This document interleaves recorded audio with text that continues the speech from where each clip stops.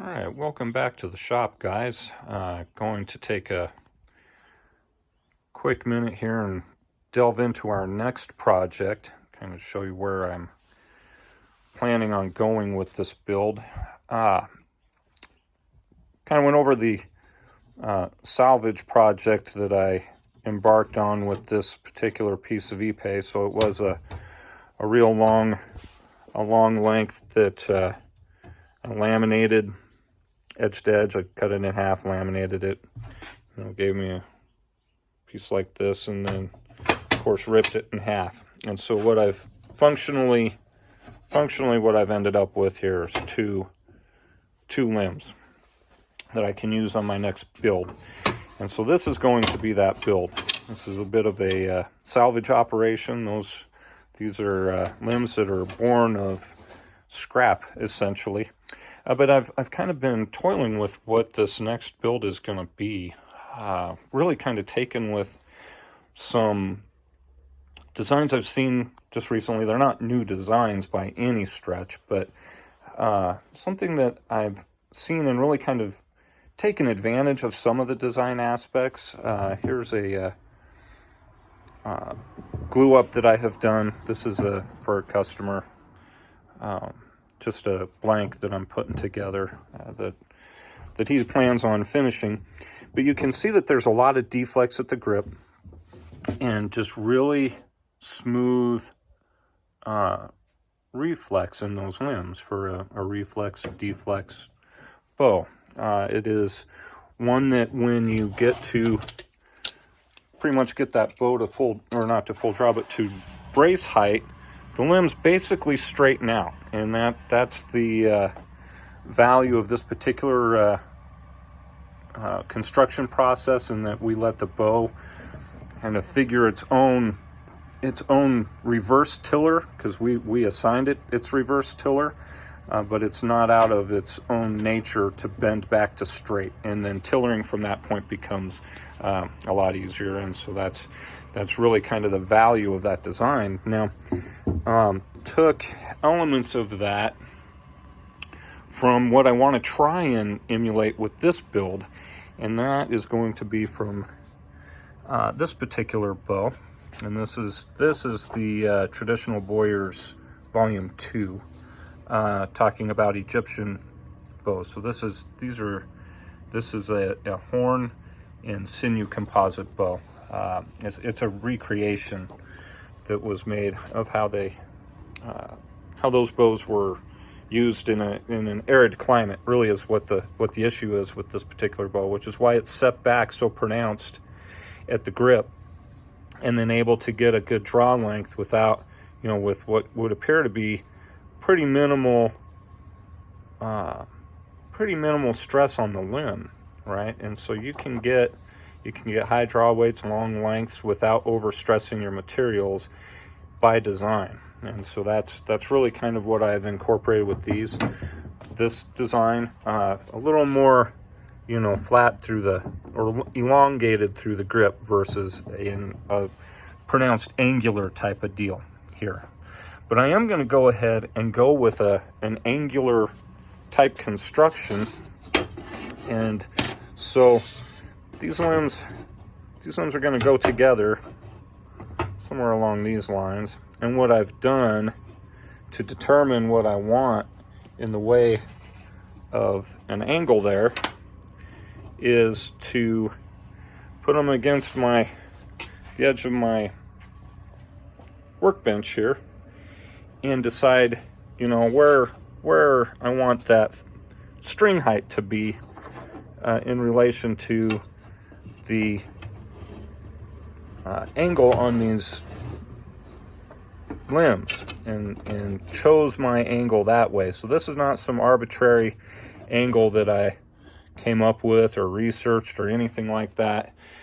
This angle presented itself to me in the depth that I want my string height to be, while the limbs are then in a relaxed state. All right, so that is how I got this angle. I have not measured it. I suppose I could, but it would change, of course, depending on the length of the limbs. Now, these are each 34-inch length, so this would be a 66-inch bow knock to knock, 68 overall. I think I'm going to knock 1 inch off of those, make it a 64-inch bow knock to knock. And then I'm going to try and throw a wrinkle into this design, because I am also taken with and have been wanting forever to incorporate this whole Duoflex design into one of my bows. Now, this is a Wilcox Duoflex, if you're familiar with the design.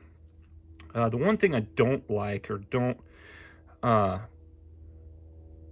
want to emulate, so there are very few pictures of these bows out there that I could find. I'm sure there's more than what I was able to research, but they're very straight right through the grip area with a long straight center section, not anything like an angled section like this bow here.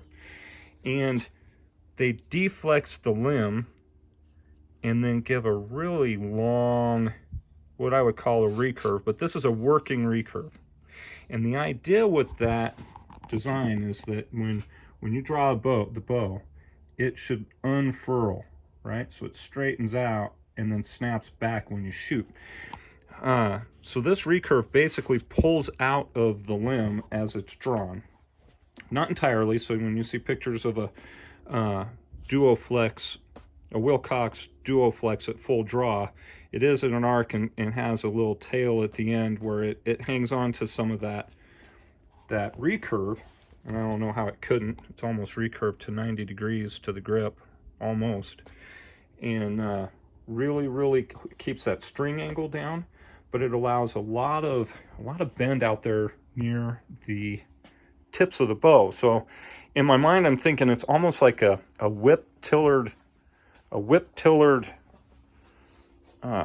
taper, but it's recurved to such a degree that you're able to take advantage of that string angle, because that's where you run into trouble with a whip-tillered bow, is you lose string angle and you're putting undue stack on a design, and then you're leaving the working portion of this part of your limb out of the equation. And what I want to do is really capitalize on the deflexed portion and then continue to capitalize on an easy to straighten out limb tip. So that is going to be the concept behind this build. So I'm kind of running a hybrid of a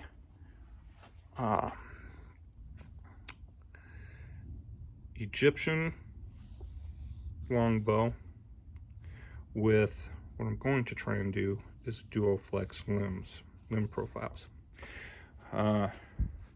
We shall see. I'm pretty excited though to take this on. The limbs will of course be tillered in reverse. It's going to have a lot of bend at the tip. I'm going to tiller it such that there's a lot of taper out here, and it's going to bend primarily out on its tips. And when we tiller the bamboo, we will go ahead and give the bamboo just an arc of the circle tiller and apply it to this belly and go from there. So that's my construction. This is going to be my construction process. I'm actually going to do a little bit different with my riser. I'm actually going to put together an angled riser and put these two pieces just like this on here. And this will be I'll build up a full riser that will go, at least 8 inches into the belly here. We'll probably, once I glue that, ease this edge, put on a power lam, then laminate the backing on and assign the shape at that time. And my hope is to get just a long, smooth drawing bow and a really fast arrow. We will see what I get. I can already tell you that I can concentrate my bends out at the tips if that's what I choose to do based on the way I wrap it. But we'll go through a dry glue up process and see about really leveraging these tips up. I don't want to build a mold for this because I think it's important on a bow that is supposed to be working through those bends, that those bends figure themselves out. And that way we're not putting the wood into a shape that it would not readily do on its own, so that it will readily come out of that shape on its own and reassume that shape in the course of drawing and shooting the bow, which would, in my mind, and this is just my mind at work here, but in my mind would make that the most efficient construction method, right? So it may not be the most efficient design. We're trying to get an efficient design, but the most efficient construction method, in that the wood is bending only the way it wants to, and then it's going to recover in a way that is natural to its own construction.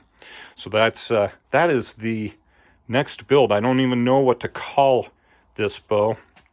So an Egyptian Duoflex salvage bow build.